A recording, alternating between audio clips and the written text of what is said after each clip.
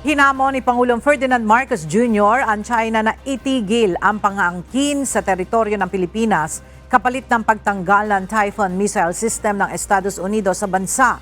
Ayon sa Pangulo, hindi niya maintindihan ang hiling ng Beijing na alisin ang mga missile ng US. Gayong mas marami itong sariling missile system. Giit niya, kung titigil ang China sa pangaharas sa mga Pilipinong mangingisda, pagbangga ng mga bangka, paggamit ng water cannon at laser at iba pang agresibong hakbang, tsaka lamang maaaring pag-usapan ang pagbawi ng missile system.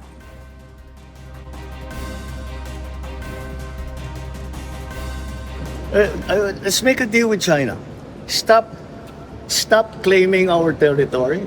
Stop harassing our fishermen and let them have a living. Stop ramming our boats. Stop water cannoning our people. Stop firing lasers at us.